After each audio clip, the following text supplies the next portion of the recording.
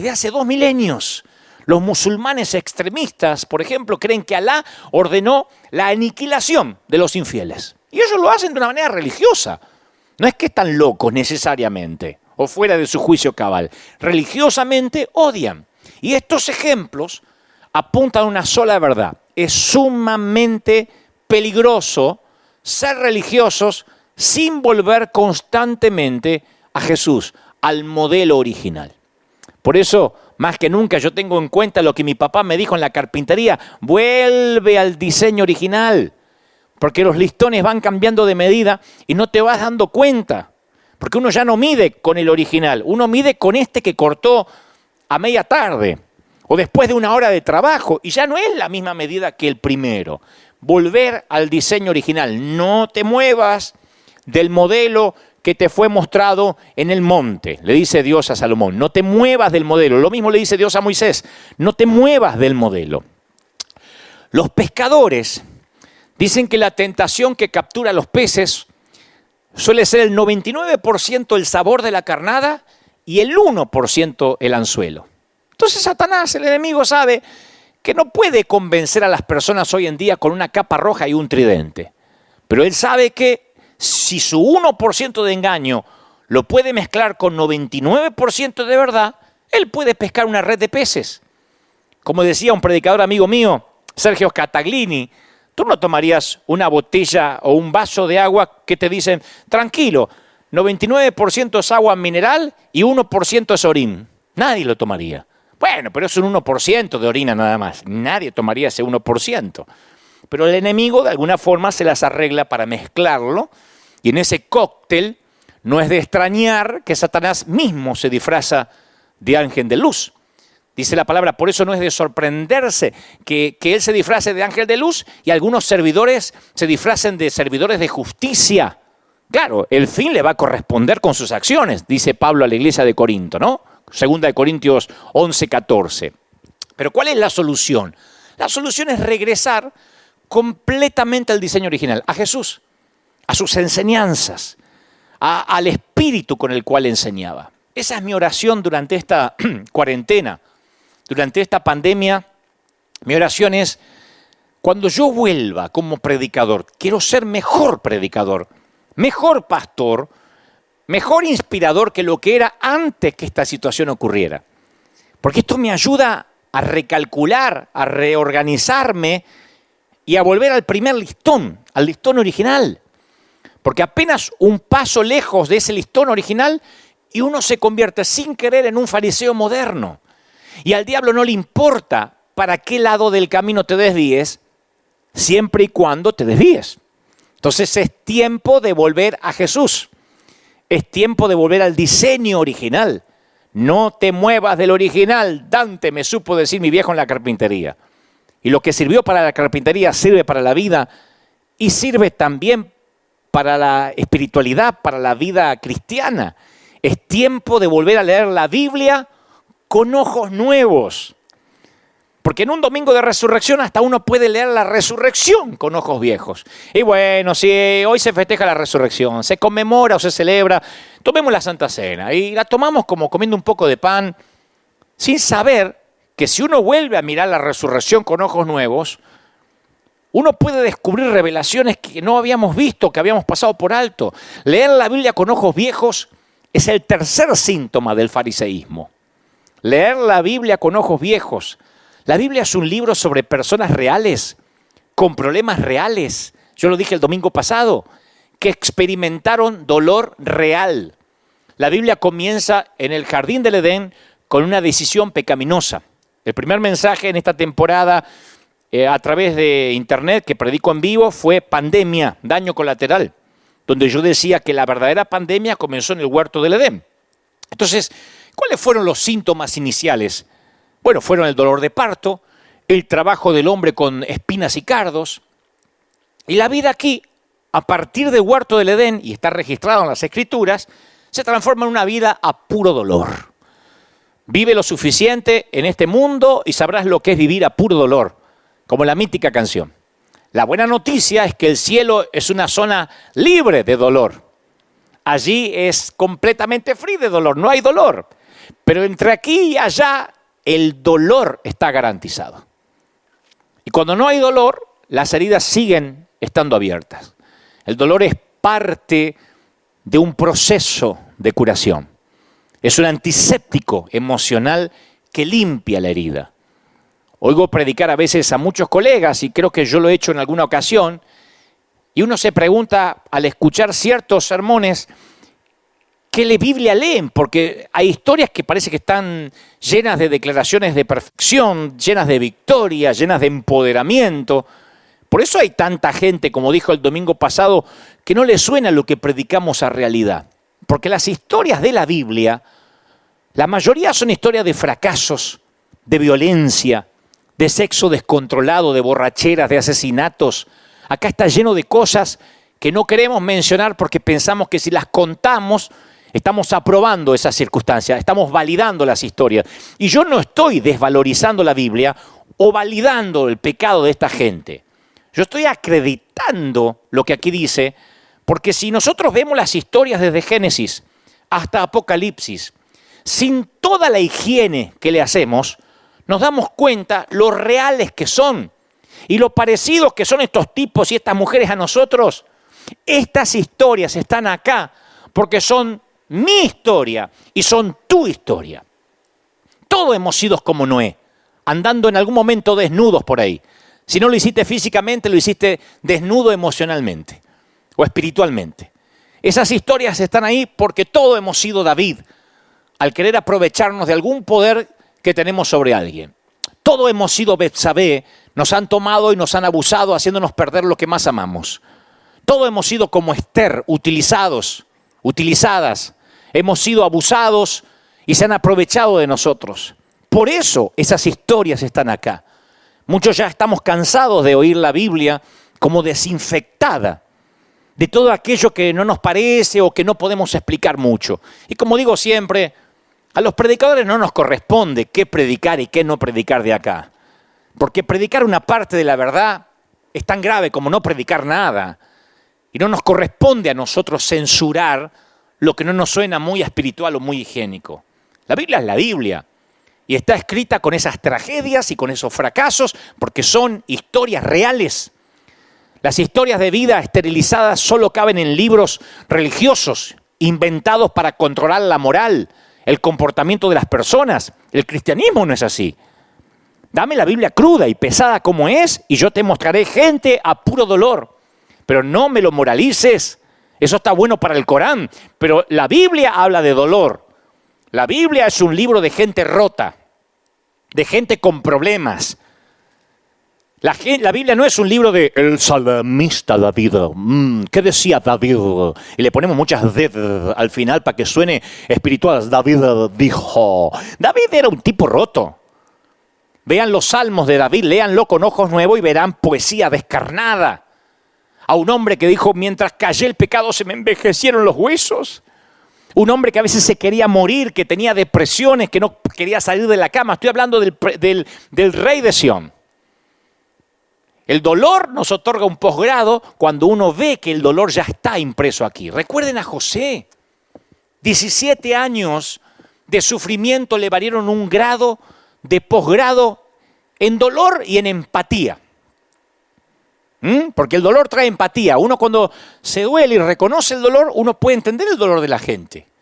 Y él tiene un acto de empatía cuando nota una mirada de abatimiento en el rostro de un compañero de la cárcel que eventualmente termina salvando 2 naciones. El dolor puede ser un profesor de teología. El dolor puede ser un entrenador de vida. Nada obtiene toda nuestra atención como el dolor. Nada.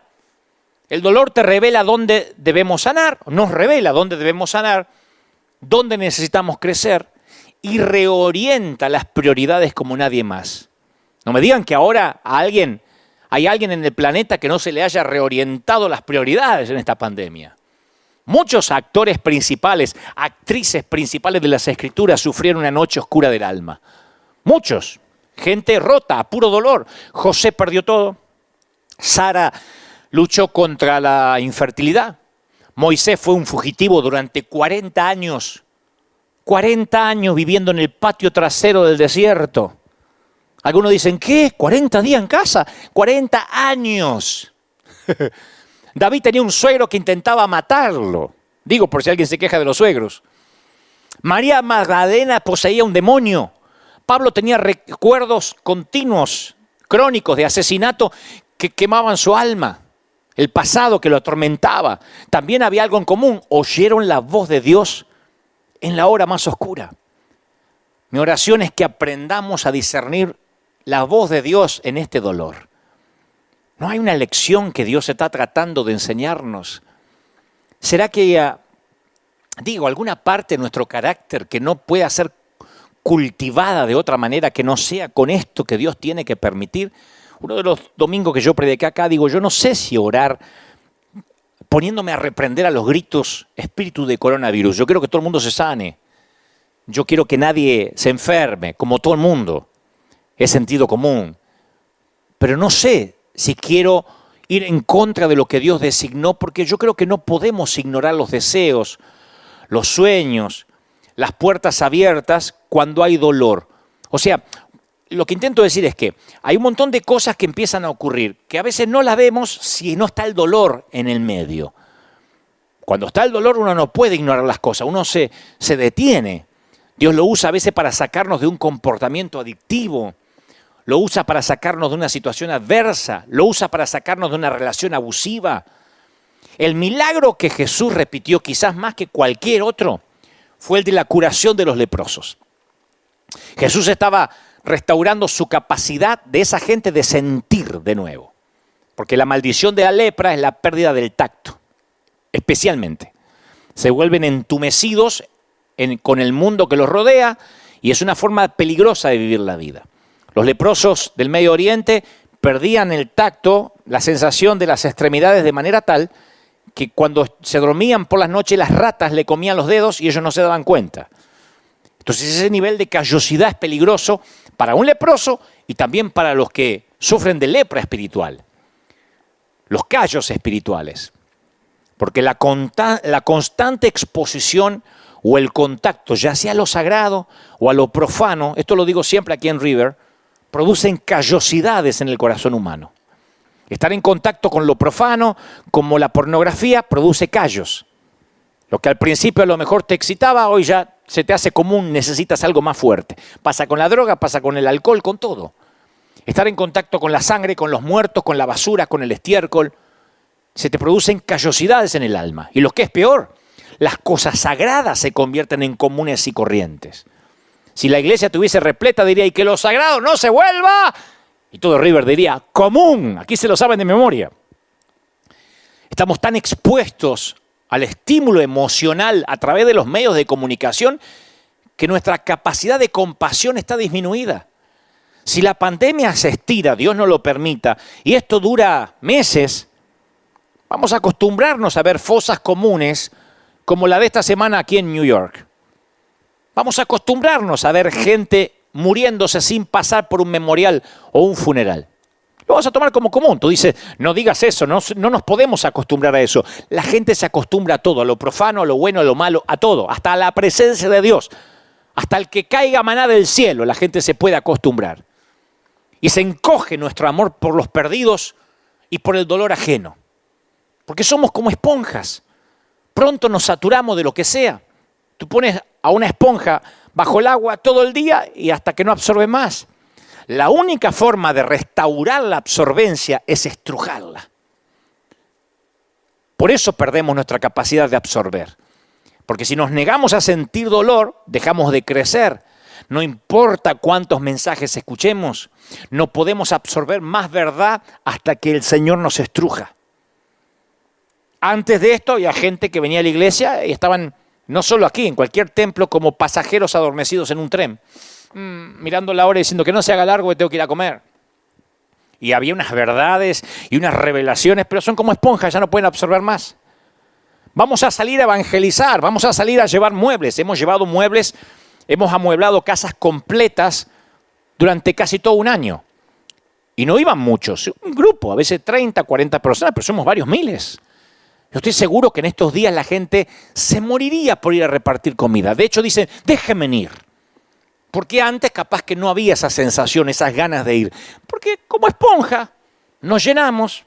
Y como estamos llenos, hasta que el Señor no nos vuelve a estrujar con dolor, no podemos volver a absorber verdad. Ahí es cuando recuperamos nuestra absorbencia. Así que, ¿qué hace Jesús?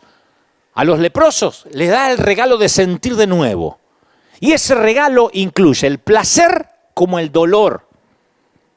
El versículo más corto de la Biblia dice Jesús lloró, o uno de los más cortos.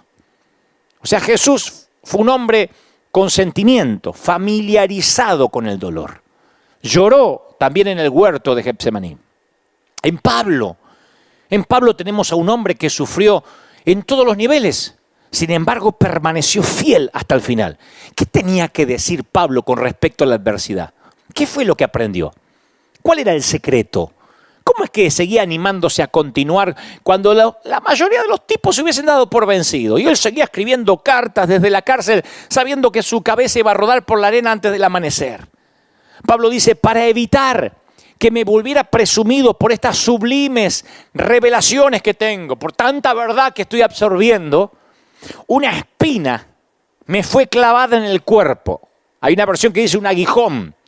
Es decir, un mensajero de Satanás, ¡paf!, para que me estruje, para que me atormente.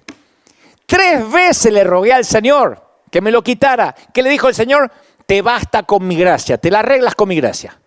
Mi poder se perfecciona ¿en qué? En tu debilidad. Así que me voy a gozar, dice Pablo. Gustosamente, voy a hacer alarde de que soy débil. ¿Quién hace alarde de las debilidades hoy en día? ¿Cuántos predicadores conocemos haciendo alarde de las debilidades? Hacemos algunos alardes de algunas debilidades. La mayoría no. Es como cuando le preguntas a un empleado o a alguien que quieres contratar, dígame algún defecto. Soy adicto al trabajo. Soy muy perfeccionista. Disfrazamos las debilidades de cualidad. Pero Pablo dijo, yo me voy a gloriar en mis debilidades de verdad. Me regocijo en debilidades, en insultos, en privaciones, en persecuciones, en dificultades. Porque cuando soy débil, soy fuerte. 2 Corintios 12:7. De todos los conflictos y abusos que sufrió Pablo, su espina clavada en el cuerpo fue lo que más le molestó. Algunos dicen que era un defecto en la vista. Lo sacan en conclusión porque en un momento dice, miren con cuán grandes letras os escribo. Después terminan diciendo, no, está diciendo que está remarcando eso, como quien remarcaría hoy en computadora en negrita, ¿no es cierto?, en una tipografía. Otros dicen, no, se ve que su aguijón era el pasado que lo perseguía. Yo quiero pensar y prefiero pensar que era alguna clase de debilidad. Y como se utiliza de manera figurada, habla de un aguijón, yo creo que se refiere a cualquier cosa que puede ser un tormento constante que te causa dolor. El dolor puede ser porque tienes un callo. Ustedes saben lo que es caminar con un callo o con una uña encarnada. Yo digo siempre que la uña encarnada se refleja en la cara, ¿no? Y yo creo que Pablo tenía un dolor pequeño, grande, pero que Dios decidió no quitarle ese dolor y él tuvo que aprender a vivir a puro dolor. En el proceso, Pablo hace unos descubrimientos asombrosos con respecto a la adversidad y lo capacita no solamente para sobrevivir ante las circunstancias, sino para gloriarse en ellas y salir victorioso. Entonces yo he aprendido y estoy aprendiendo con la pandemia que hay un propósito detrás de esta pandemia. Yo sé que lo han oído, pero lo diré otra vez. Hay un propósito detrás de esta adversidad para evitar que me volviera presumido, dijo Pablo. Por estas revelaciones tengo una espina, un dolor. Y a veces pasan semanas, años, y algunas veces toda una vida y no sabemos cuál es el propósito de Dios. Job se fue a la tumba sin saber por qué sufrió exactamente. Pablo cuestionó al Señor 3 veces antes de recibir una contestación. Parece como que Pablo, cuando uno lo lee, dice, lo pedí 3 veces. Parece que lo pidió a la mañana, después de almorzar y a la noche. Eso es lo que uno cree, pero no sabemos cuánto tiempo pasó entre sus peticiones. Tal vez durante 20 años lo pidió 3 veces. Él conoció la frustración de tratar de mantener la fe en Dios mientras se preguntaba por qué Dios no le respondía. Lo que Pablo aprendió es que cuando Dios no remueve la espina, es por una razón, mi viejo. Todos tenemos una espina. Yo tengo una espina, tú tienes una espina.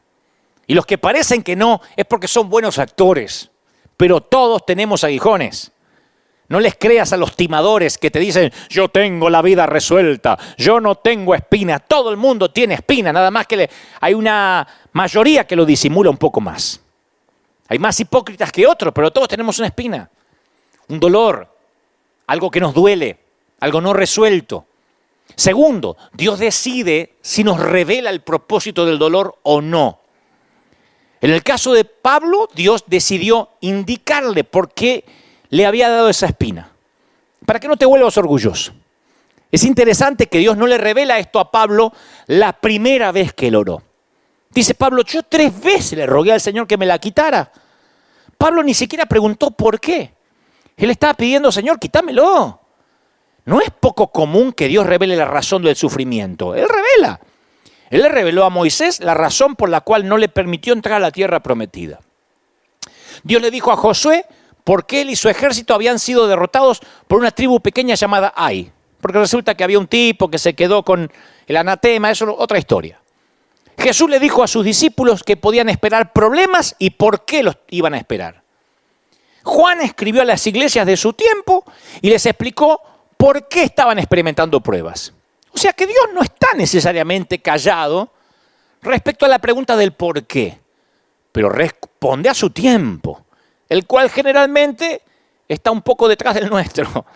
Hay mucha gente acá tratando de decir por qué pasó la pandemia, yo les voy a explicar, y otros dando profecías. Yo digo siempre, dije la primera vez que prediqué sobre esto, hace 5 domingos atrás, todos son profetas con el periódico de ayer. Todos.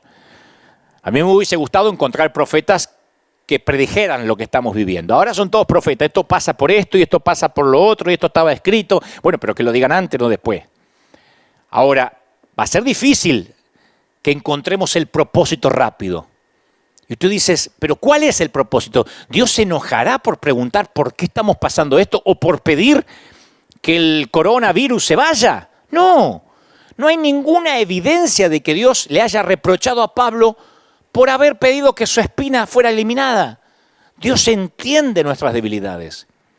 Yo espero que clamemos a Él cuando estamos experimentando dolor. Yo oro para que la pandemia se vaya rápido.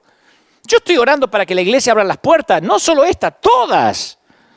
Dios no se va a enojar, va a decir, está fuera de mi voluntad. Yo oro porque Pablo no fue el primero que le pidió ayuda a Dios. Su propio hijo le pidió a Dios que su espina fuera sacada. Si es posible, pasa de mí esta copa.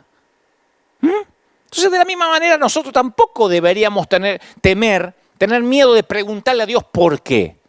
De hecho, Santiago instruye a los creyentes para que le piden a Dios una respuesta del por qué. Dice, si a alguno de ustedes le falta sabiduría, pídasela a Dios y Él se la va a dar, que le da todo generosamente. Generosamente, Santiago 1:5. O sea que si hay algún necio es porque no conoce la generosidad de Dios. Porque la adversidad puede ser un regalo de Dios, claro. Tú dices, ¿me estás diciendo que esto que estamos pasando en el planeta puede ser algo de Dios? ¿Un regalo de Dios? Yo dije el primer día, no podemos meter a Dios cuando queremos y cuando queremos lo sacamos y esto resulta que es del diablo. Cuando tenemos adversidad, a menudo nos apresuramos a pensar que es algo que Dios nos está haciendo. ¿Por qué me sucede a mí esto? Decimos. ¿Por qué me permitas que me sucede a mí y no al otro? Pablo no lo veía así. Pablo dice, para evitar que me volviera un presumido, que me saliera el pechito de paloma a lo argentino, por las sublimes revelaciones que tengo, me fue dada una espina en el cuerpo. Pablo tenía la fe, a ver cómo te lo digo, la fe para creer que esa constante limitación que él tenía era un regalo. Él lo consideró un obsequio. Él sabía que nada destruye tan rápidamente la efectividad de una persona, de un ministerio, de un llamado como el orgullo. Por eso él decía, esta espina termina siendo un regalo de Dios. Él podía verlo como algo que Dios hizo por él, más que algo que Dios le estaba haciendo a él. Y si nosotros viéramos esto que está pasando en el planeta como algo que Dios hizo por el planeta en lugar de algo que le está pasando al planeta. Y si Dios hizo esto para que muchos de nosotros, en mi caso, transmitiera en vivo, en este tiempo particular, y acallar a muchas voces para que pudieran prestar atención a lo que Dios dice torpemente a través, no Dios torpemente, lo que Dios dice a través de este torpe servidor. Y si Dios, esto es un regalo que hace o que genera para que de pronto nos acordemos del otro, del dolor. Yo veía las fotos recién de mi Argentina, de Colombia, de nuestra América Latina y nos damos cuenta que ya no hay que ir a Somalia. No hay que ir a Sudáfrica para ver pobreza extrema, gente viviendo en casillas, en rancheríos, en condiciones infrahumanas. Eso pasa en nuestra región, en nuestra América Latina. Y si Dios de pronto este aguijón lo permite para que, entre otros que tienen que reaccionar, la iglesia reaccione, los ministros reaccionemos, Satanás puede ser también el agente de la adversidad. ¿Cómo que no? Una espina me fue clavada en el cuerpo, dice Pablo, un mensajero de Satanás para que me atormente. Entonces, ¿está Dios detrás de todo esto o es Satanás? ¿Cómo es que un mensajero de Satanás está trabajando para el bien de un siervo de Dios? Parece una contradicción.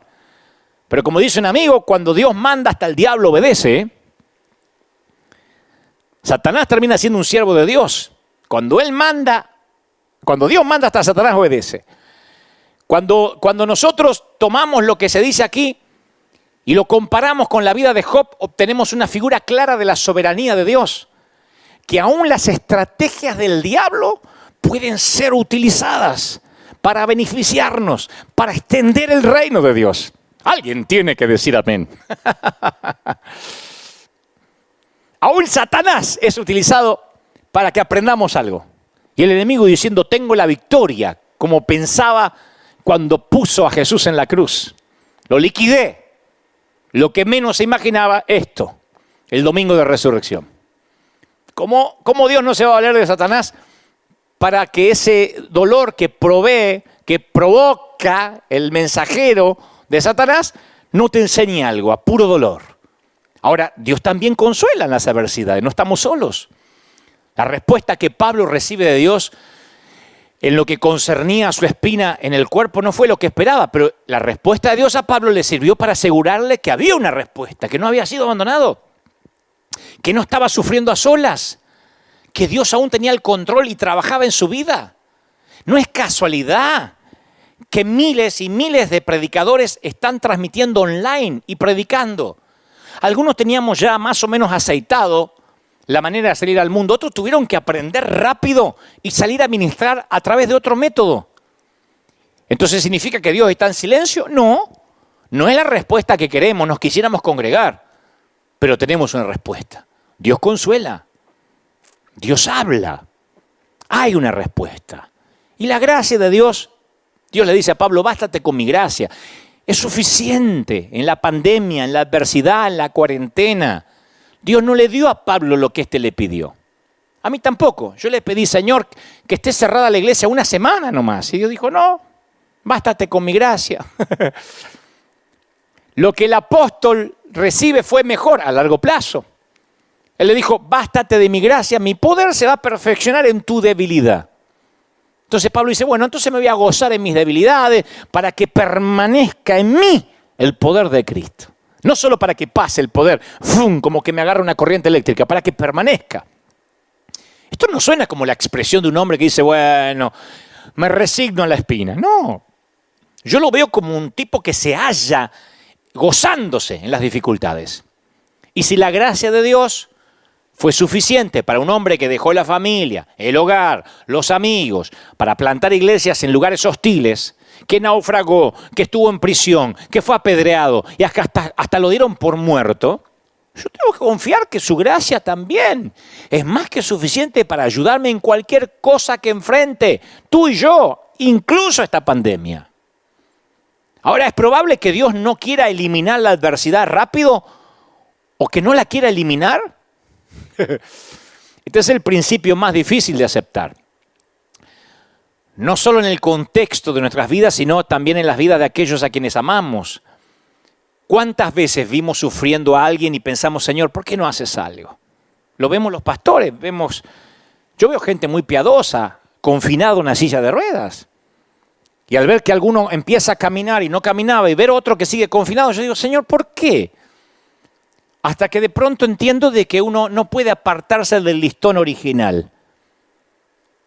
Que a veces el evangelio lo vamos transformando en un evangelio a nuestra imagen y semejanza sin darnos cuenta.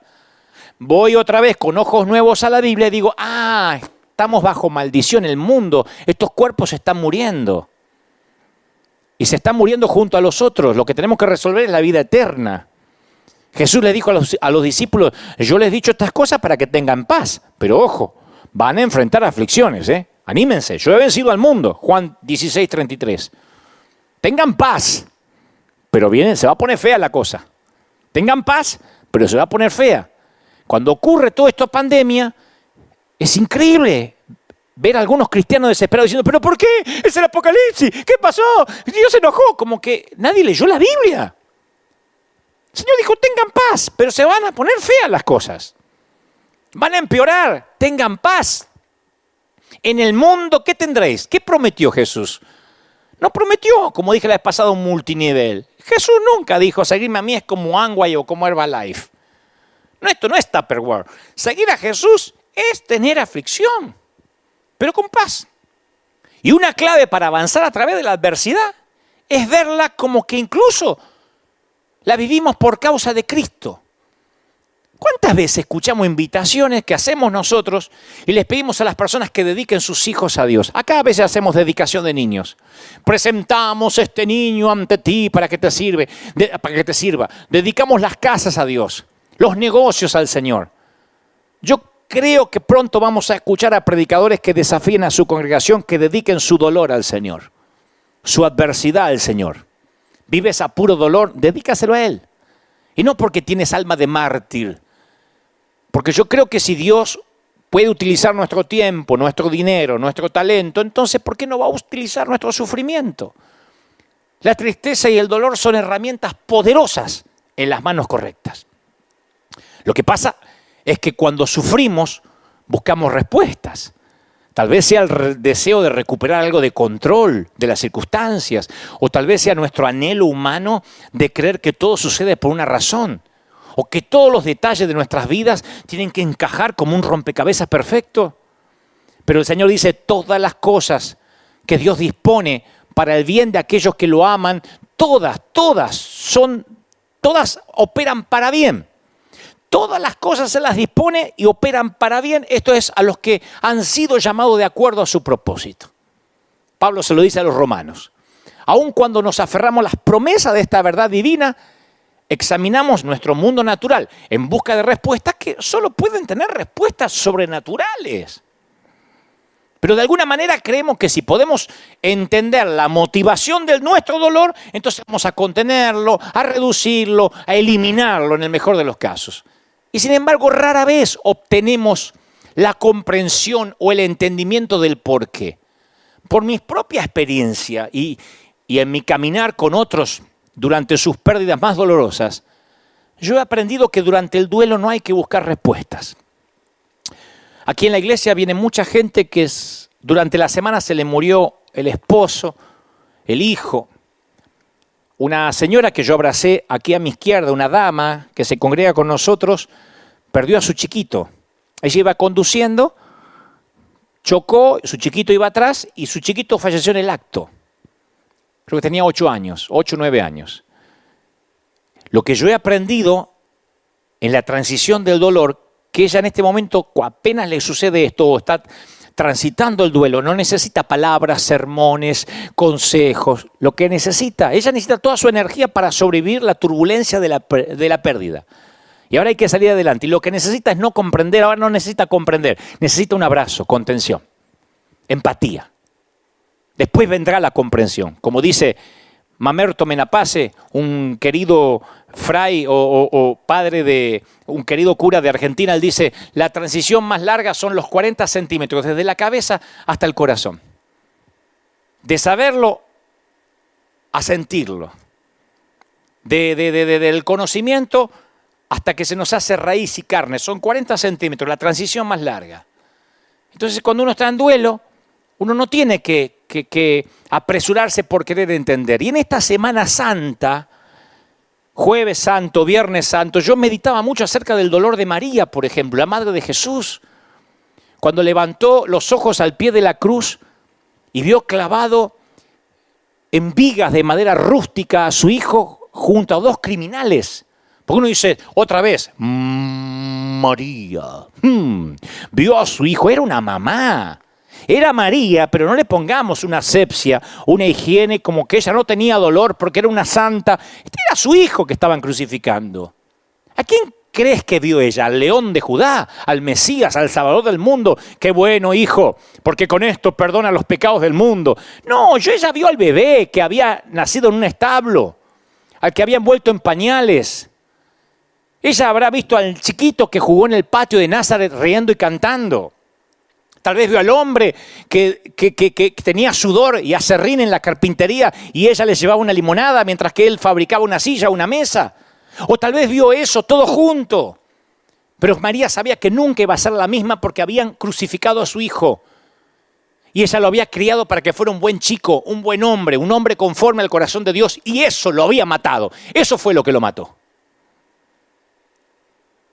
Eso es dolor. A lo largo de la historia de la humanidad hemos luchado contra el porqué de nuestras pérdidas. Y en las páginas de la Biblia vemos esta pregunta planteada una y otra vez. Como dije al principio, toda la Biblia se trata de gente rota. Responder al porqué de los aguijones, de las espinas, es crucial. Es crucial para los golpes aplastantes de la vida. Queremos decir, ¿por qué me pasa? ¿Por qué pasa esto? Hay un montón de gente, ahora teólogos, escatólogos, tratando de ver por qué pasa lo que está pasando en el mundo. Y yo te voy a decir una cosa. Lo dije hace algunos meses aquí en nuestra congregación. Hay una diferencia entre la poda y el castigo. Entre podar una planta o castigar una planta. La diferencia está en la intención. Hay que analizar por qué se sufre. Porque ambos sentimientos se ven y se sienten casi iguales. Para María lo que vio en el Gólgota fue a dos hombres crucificados junto a su hijo, gritando, sangrando y clamando. Y a pesar de que esos dos hombres que estaban al lado de su hijo, esos tres en total, había una diferencia crucial. Dos estaban siendo castigados, uno estaba siendo podado. Dos estaban siendo castigados, uno estaba siendo podado. Dios no nos poda para matarnos, sino para sanarnos. Esa es la diferencia de experimentar la hoja de un cuchillo en un ataque y la hoja de un bisturí en una sala de operaciones. Alguna vez en esa misma carpintería yo me corté los dedos, el índice y el anular, luego me lo volvieron a injertar. Son mis manos defectuosas que casi nunca quiero mostrar. Y cuando soporté la cirugía de mis dedos, mi médico me dijo que iba a tener dolor en la recuperación y que iba a ser intenso el dolor. Y a medida que se cicatrizaban los dedos me iba a doler más. Porque el cuerpo responde de la misma manera que si yo hubiese sido atacado en un atraco. Aun cuando el mejor cirujano tenga que cortar delicadamente la carne para salvar la vida. La intención produce un resultado diferente. Si sufres una herida porque alguien te asalta y te quiere apuñalar y no lo tratas, tu cuerpo se infecta, se deteriora y mueres.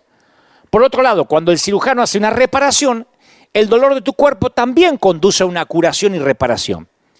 Lo diferente en la intención es que uno es para curar, uno es para podar y el otro para castigar, o porque te está pasando algo grave. Lo diferente en la intención no anula las similitudes en el dolor. Lo diré otra vez. La diferencia en la intención no anula el mismo dolor que siente uno y el otro. ¿Sí? El dolor es el mismo, pero cambia la dirección de tu enfoque. Esta diferencia de intención se refleja en la forma que percibimos este dolor, a puro dolor. Podemos reconocer que las semillas de grandeza están siendo enterradas para echar raíces, para producir fruto. O podemos pensar que estamos siendo enterrados vivos, asfixiados por lo que nos dice CNN y las noticias, tantos muertos, fosas comunes, tantos muertos allá, porque vieron que nos dan la cantidad de muertos por día como si fuera el fixture de un campeonato. Perdonen el ejemplo sórdido, pero así de pronto vemos a la mañana, se murieron más en Italia, en Estados Unidos van más, uy, ¿cuántos en Argentina? Mirá los de Perú, uy, Ecuador está tremendo. Y uno se anestesia, le agarran hasta callos. Y podemos llegar a pensar, bueno, estamos siendo enterrados, asfixiados, Dios está aplastando el mundo. Pero ser plantado y enterrado puede parecer similar, no lo es. La intención lleva resultados diferentes. La poda de Dios, esos eventos que Él nos permite soportar, nunca pretenden ser un castigo, señores. Dios permite tal poda al igual que un padre amoroso disciplina a su hijo para que madure y alcance el potencial. Hijo, no menosprecie la disciplina del Señor, ni te ofendas cuando Él te reprenda, porque el Señor disciplina al que ama, corrige. La mayoría de los padres tratamos de enseñar a nuestros hijos así. Los padres vemos un panorama más amplio y el resultado deseado. Si nosotros, torpes padres, con nuestras habilidades defectuosas, podemos ser buenos padres, podemos ver lo que los hijos no ven, ¿cuánto más nuestro Padre Celestial? ¿Quién de ustedes, si su hijo le pide pan, le dará una piedra? ¿O si le pide un pescado, le va a dar una serpiente? Si ustedes son malos, siendo malos, saben dar cosas buenas a los hijos, ¿cuánto más mi Padre que está en los cielos les va a dar cosas buenas a los que le pidan? ¿No es maravilloso eso? Uno cree que le tiene que enseñar a Dios cómo dar, cómo bendecir. Por eso esas oraciones que son falacias, Señor, las almas se pierden, como diciendo, yo tengo más carga que tú, Dios, Y mi oración va a ser que al fin y al cabo logre que ese corazón inmisericorde mire a los que se pierden. A veces pensamos que nosotros tenemos que convencer a Dios, que envió a su Hijo unigénito para que nadie se pierda, que traiga las almas a la iglesia. ¿Cuántos pastores hemos dicho, vamos a ayunar y orar para que la gente se salve? ¿De verdad creemos que Dios no está interesado en que la gente se salve? Lo que Dios no está interesado es que nosotros ya no medimos con el listón original. Dios no está interesado en que nosotros sigamos cortando listones que ya no se parecen al libro original. Ese es el problema. ¿Por qué yo, decimos? ¿Por qué nosotros? ¿Por qué me toca a mí? Porque yo me acuerdo de una de las noches solitarias del alma hace muchos años. Estaba pasando un fracaso, varias cosas. Y me permití preguntarle a Dios, Señor, ¿por qué yo? Y Él me respondió con unas palabras muy singulares que hasta el día de hoy me acuerdo. Ya se la imaginan, ¿no? ¿Y por qué no vos? ¿Por qué no vos? Yo dije, Señor, ¿por qué yo? ¿Y por qué no? Amablemente el Señor me recordó que a veces viene la poda. Y la poda siempre ocurre después de la cosecha y antes de una nueva cosecha. Él corta de mí toda rama que no produce fruto y poda las ramas que sí dan fruto para que vengan más. Juan 15:2. Él poda las ramas que sí dan fruto. Fíjense por qué hay que leer la Biblia con ojos nuevos. Porque cuando pasan estas cosas decimos, no, es que Dios está enojado. Y Él se hartó. El otro día escuchaba a alguien que decía, Dios está harto de todo esto, porque como se está legalizando el aborto, Dios mandó esto. No es necesariamente así. Yo no estoy diciendo que esté a favor del aborto. Lo que trato de decir es que no es porque en el Senado pasó tal cosa y ahora Dios manda el meteorito. No, o el coronavirus. Él dice que si hay fruto, lo va a podar para que venga más fruto. Nota que Jesús no dijo que podaría algunas de las ramas que dan fruto. Él dijo, Él recorta cada rama fructífera. La poda de Dios en mí no fue algo que hice mal. Yo sentí el dolor de la poda en mis ramas porque hice algo bien, di fruto. Así que antes de que preguntes, ¿por qué yo? Puedo preguntarte, ¿por qué no vos? ¿Por qué no tú? Le puedes decir al Señor, pero yo hice todo bien, pero tu comportamiento no te hace inmune a las mismas heridas y al mismo dolor que recibe cualquier rama productiva. Pablo daba fruto, ¿o no daba fruto Pablo? Y él dice, tengo un aguijón que Dios me dijo, no. Mira a tu alrededor, a las otras enredaderas del campo y observa que también han sufrido recortes. Hay equidad ahora en todo el mundo, Príncipes y los que duermen bajo un puente, hispanos y anglos, europeos, asiáticos, todo el mundo ahora está siendo podado. Pero tú formas parte de un grupo selecto de personas que han sido elegidas por el labrador para ser podadas. Porque has hecho algo que otras ramas no han podido. Has cumplido tu propósito. Diste fruto. Y así es como crecen los seres vivos, ya sea que se traten de vegetales o de visión. Y uno dice, bueno, pero si Dios me ama, ¿por qué sigo perdiendo todo lo valioso? Perdí el trabajo. ¿Cuánta gente hay despedida en estas últimas semanas? Otros dicen, voy a perder la renta, perdí todo lo que tenía. ¿De verdad lo que perdiste crees que es valioso? El maestro no le ha dado valor a lo que nosotros le dábamos valor. Mientras que nosotros anhelamos lo que se nos ha tomado, lo que se nos ha quitado, el maestro está contento con lo que nos queda. Esa es la poda. El milagro no está en lo que perdimos, está en lo que quedó. Si estás a punto de comer o hoy comiste algo, un paquete de arroz que te llegó, es todo lo que necesitas hoy. Si te quedan 2 pescados y 5 panes, es todo lo que necesitas. Nosotros pensamos en River Church que necesitamos mucho dinero para esto. Y Dios dijo, ¿qué tienen? Unos pececillos y unos panes. Era todo lo que necesitábamos en esta poda para que empiece un efecto multiplicador y terminamos ayudando hasta Europa. Yo no lo hubiese soñado ni en 1.000.000 de años. Y al igual que la viuda puede que te quede el último recipiente de aceite, pero el Señor te ha creado más capacidad para que puedas aumentar lo que te queda. Por eso el Señor quiere que comiences a mirar lo que te queda ahora y deje de lamentarte por lo que se perdió. Perdimos la libertad de salir, de caminar, de viajar, de tomarnos un avión, la libertad de salir a la calle. Hoy en algunos países sales a la calle y te meten preso. Perdimos la libertad de comprar papel higiénico, lo que querramos. Creíamos que éramos libres para comer lo que quisiéramos. No, hace poco fui aquí al mercado, agarré 3 pedazos de carne, me dijo 1. Pues somos unos cuantos, 1. Uno no cree que pierde la libertad en cosas nimias. Pero entonces uno tiene que pensar, ¿y entonces qué me queda? Porque después de todo, si necesitaras lo que el maestro te quitó, ¿realmente crees que el Señor lo habría cortado? ¿Te das cuenta cómo cambia la cosa? Una cosa que Dios me está castigando y otra cosa, el Señor lo está quitando. ¿De verdad crees que lo necesitabas? Si el Señor con toda su sabiduría te quita lo que te pesa durante la siguiente etapa del viaje, ¿por qué buscas manera de recuperarlo? Como pastor me costó entenderlo, tuve que hacerme autoterapia. Porque yo no podía entender que Dios pueda seguir con su obra sin los templos en esta temporada. Yo dije, Señor, ¿te la vas a arreglar sin mí? Eso sonó bien argentino, ¿eh? ¿Qué vas a hacer sin River? Y se la arregló. Y usa internet. Y usa las redes. Y usa el Señor es el Señor de las calles. No es el Señor, nunca fue el Señor de las sinagogas. Dios permita que podamos volver a los templos. Y si no, porque al podarte el Señor te está ayudando a que solo lleves lo que necesitas a donde Él quiere llevarte ahora, a donde Él quiere que vayas. Él sabe que la bendición de la cosecha de la temporada pasada puede convertirse en una trampa y un cementerio para tu futuro. Cruzar hasta la promesa de Dios siempre va acompañado de un proceso de poda. Y yo no sé cómo será el proceso de tu vida, pero Dios tiene un llamado personalizado para tu vida y las podas van a ser específicas, van a ser únicas.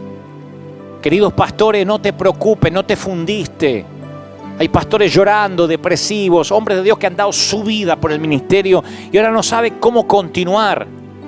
En esto juegan todo tipo de variables. Las cosas que Dios te podará dependerán mucho del lugar de donde vengas y hacia donde Él te quiera llevar. Y solo Él conoce eso. Tal vez Dios quiera quitarte algunas relaciones cancerígenas. Cuando Dios remueve algo de nuestras vidas no es porque está tratando de quitarnos algo, es porque está intentando hacer lugar para una cosecha nueva. Estoy hablándole a toda la República Argentina a las 10 de la noche en uno de los canales de streaming, no sé si más respetado, pero muy conocido, por cierto, de un tal Mario Pergolini. Nos hicimos muy amigos últimamente. No estaría ahora en el aire de no ser por esto que ocurrió. Porque la propuesta, el contrato que firmamos fue: necesitamos palabras de esperanza en una radio donde lo principal es el rock. y donde hay todo tipo de programas. Pero me dijeron, ¿darías aliento a la gente? ¿Hablarías de principios para la vida sin bajar líneas religiosas? Por supuesto.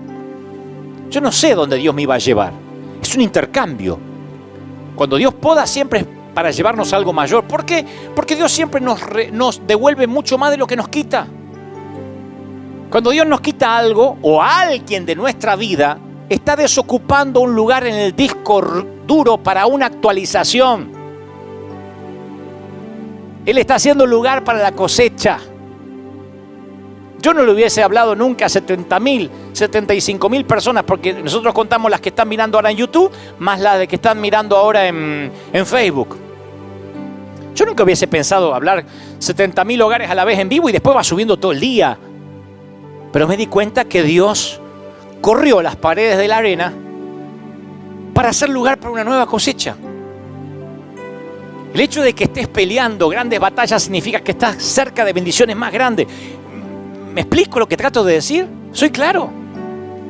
Tus heridas de batalla son un testimonio personal que me dice que has sido probado. Yo desconfío de aquel que no tiene heridas. Es imposible que yo te considere creíble hasta que no vea las marcas del labrador en lo que tienes para ofrecer. Las marcas de la vida, las cicatrices. De igual modo, te costará algo lo que Dios quiere darte, te costará todo.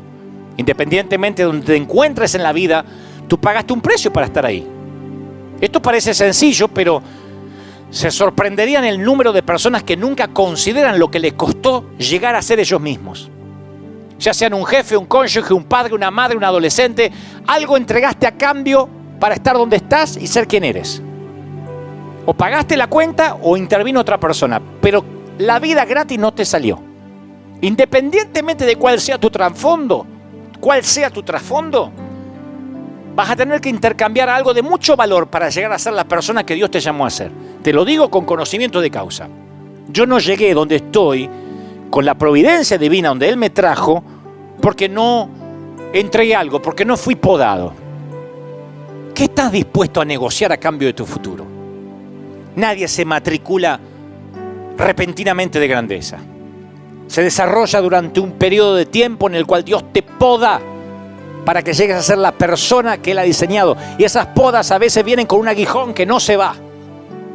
Como una semilla, la grandeza vive en tu interior, pero debe ser cultivada a medida que Él te dirige por las diversas temporadas de cosecha. Y Él dice, mundo, planeta, a hacer lugar para la nueva cosecha. Porque viene, señores, viene una gran cosecha. Y en estas temporadas donde tienen lugar las transacciones más costosas, no pierdas el hecho de que Dios ha prometido que seríamos podados, habrá pérdida. Y Él podará las ramas que sí dan fruto para que den más. Hace poco una dama me dijo, estoy en serios problemas, Dante. Y yo quise alentarla. Y ella me dice, no, es que yo toqué fondo. Le dije, ¿qué había? Me dice, ¿dónde? En el fondo. ¿Cómo que había? Claro, si tocaste fondo, querida, ¿qué había? Dice que tocaste fondo, ¿qué había ahí? ¿Qué encontraste en el fondo? Jesús pronunció una parábola, voy a terminar con esto. Por tanto, todo el que me oye estas palabras y las pone en prácticas como un hombre que construyó su casa en la roca. Vinieron lluvias, crecieron ríos, soplaron vientos, vinieron pandemias y ordenaron cuarentena. Y aquel que edificó sobre la arena se le derrumbó todo. No tenía sentido su vida. Pero ¿qué pasó con el que edificó sobre la roca? Si pasa lo peor, ¿qué hay debajo de la casa? Roca. Solo las personas que hemos tocado fondo tenemos el derecho de informarnos con veracidad que Dios está en el fondo. Su voz está allí. No me digan que ahora no sienten a Dios. En este fondo más profundo y tenebroso se encuentra un Dios fiel, señores. No saben cuánta gente tibia ahora encontró que debe volver a Cristo. El hecho de edificar tu vida sobre esta roca no te hace inmune a las tempestades, a la muerte, a las pandemias, a los despidos, ni a la gripe. Tampoco hace que tu corazón se vuelva a prueba de sentimientos y no sientas la punzada de una pérdida, de un aguijón, de una vergüenza, de un fracaso, de un rechazo. Yo mismo no soy capaz de medir la profundidad del dolor que debe ser perder un hijo. Cuando una mamá, un papá de acá pierde un hijo, yo solo lo abrazo y digo, Señor, ni siquiera quiero imaginar lo que debe ser un dolor así. No lo quiero conocer. De hecho, es el dolor que no tiene nombre. Pierdes un cónyuge, te dicen viudo. Pierdes un papá, te dicen huérfano. Pierdes un hijo y es tanto el dolor que Dios prefirió no darle nombre. Y si esa gente no tuviera roca en ese fondo, no saldría de la cama nunca más. Es que en el fondo tiene que haber roca sólida. Y esta pandemia va a mostrar la legitimidad de los ministros. Y se van a dar cuenta que algunos que consideraban payasos eran legítimos. Y algunos que consideraban grandes empoderadores eran unos timadores. La legitimidad se ve si hay roca abajo. ¿Qué hay en el fondo? ¿Qué hay en tu fondo? Está bueno para preguntarse. 4 semanas llevamos de pandemia, 5. 5. Nunca pensamos pasar domingo de resurrección así. Permíteme preguntarte, ¿qué hay en tu fondo? Porque si edificaste tu vida sobre Cristo, toca fondo, y aunque pierdas el aliento, sigues respirando. Sigues de pie en medio de la pandemia, en medio de la cuarentena, en medio de la tormenta. Aunque tengas que separar el arroz de hoy para que te quede para mañana. Quizá pasaste por un divorcio, perdiste tu bebé, o terminaste dándote por vencido en una lucha con los acreedores. Pero en el momento más atroz, no me digas que no saliste adelante. No estarías oyéndome ahora. Cuando regresabas del fondo, nadaste hasta la superficie con un nuevo don. Haber visto a Dios en el fondo, ese es tu don. Y eso es mayor que el dolor más agudo que el enemigo haya traído a tu vida. ¿Saben cuál es mi don? Pueden creerlo o no, porque algunos me conocen de ahora o desde hace poquitos años. Mi don es que yo estuve en el fondo y en mi fondo hay roca. En mi fondo hay roca. Estoy parado sobre un buen par de pies sobre roca. Por eso me importa un cuerno lo que digan de mí. Porque yo estuve en el fondo, no me lo contaron. Yo no me asomé, yo fui. Estuve asustado muchas veces y pensaba, ¿y si sucede lo peor? ¿Cómo lo voy a superar? Pero Dios me ayudó a superarlo. Y cuando me escuché diciendo esas palabras, entendí que algo cambiaba en mi interior. El temor ya no asfixiaba mi esperanza. Me aferré a un fundamento que es más fuerte. A puro dolor, pero a puro dolor se forjan aquellos que sabemos de qué estamos hechos, de qué madera venimos, de dónde venimos y hacia dónde vamos. Pensar en el fondo tiene sus secretos. La clave está en cuando pensemos en el fondo, no quedarnos mucho tiempo ahí. Es como estar en el fondo de una piscina. Uno puede sostener la respiración un tiempo y después tiene que subir. Yo quiero que pienses en el fondo, no te quedes mucho. Identifica si hay roca. Respira hondo y respira la promesa. Y respira hondo y respira la promesa. Repite, aunque lo peor suceda, Dios seguirá siendo piedra principal de mi vida. Me protegerá, mantendrá en alto mi cabeza, me devolverá la alegría, me dará la paz que sobrepasa todo entendimiento, volverá a poner en orden mi vida, me abrirá los ojos a nuevas oportunidades, traerá espacio para una nueva cosecha. Ustedes lo verán con River. No creerán la cosecha que tenemos aquí y lo que yo voy a cosechar personalmente. Algunos dicen, pero qué ambicioso, ¿haces esto por cosecha? No, Dios lo hace por cosecha. Él hizo espacio en mi vida para lo que viene. Me hará más sabio, más fuerte. Me sostendrá, repite conmigo, Él dará aliento, me cubrirá, enviará a sus ángeles a consolarme. Los logros me hacen grande, pero el dolor que supere me hará enorme. Dios me ayudará a superar esto, pase lo que pase. Dios está en el fondo.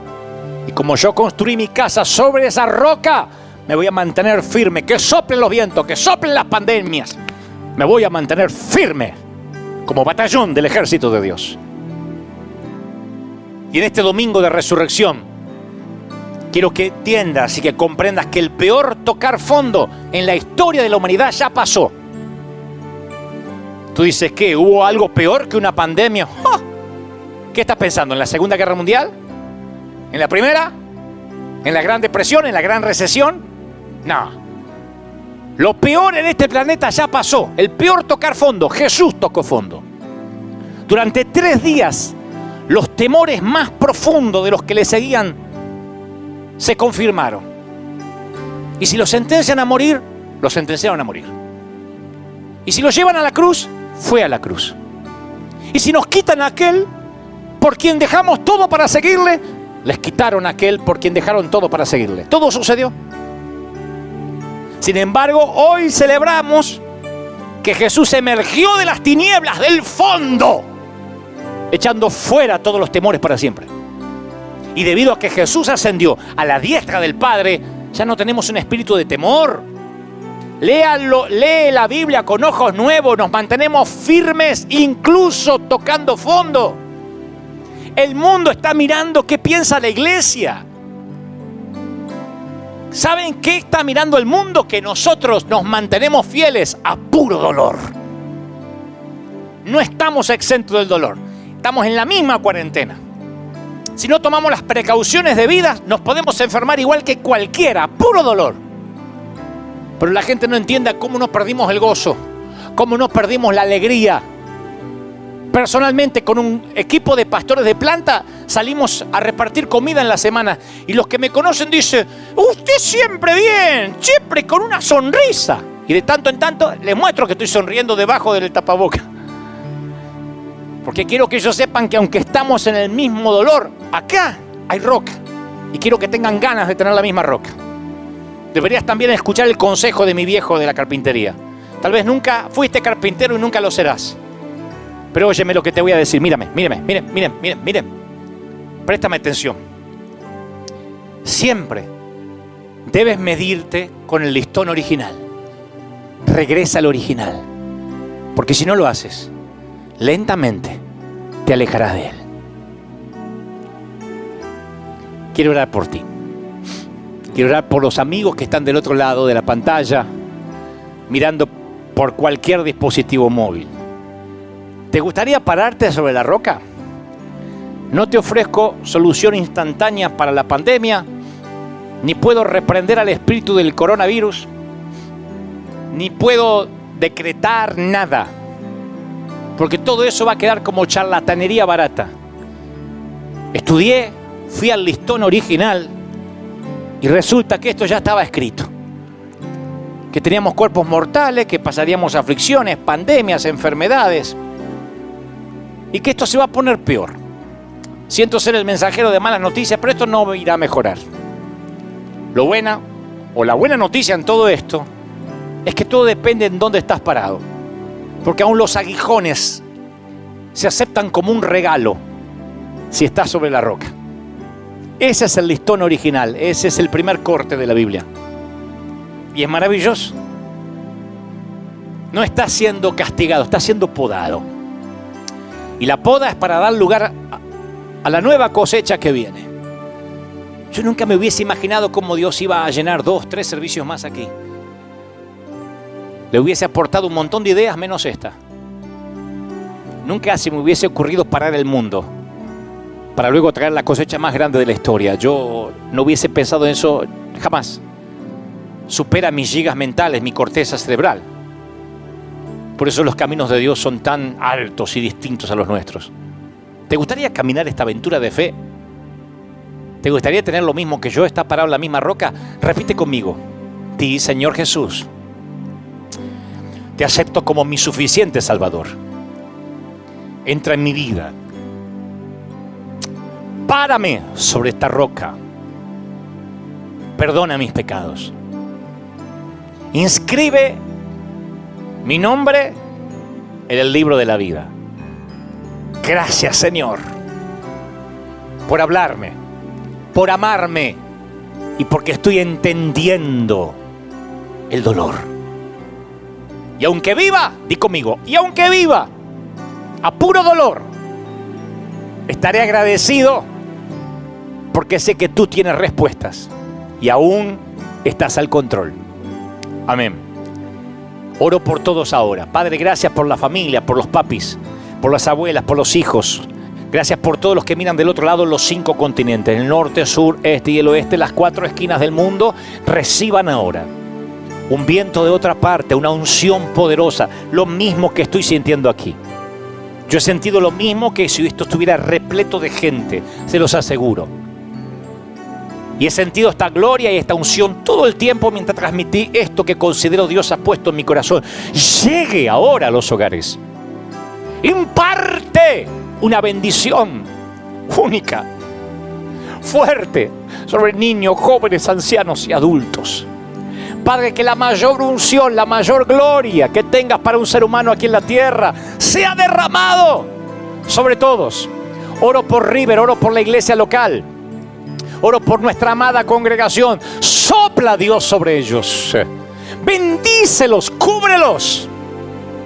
Yo declaro a River, nuestra congregación, como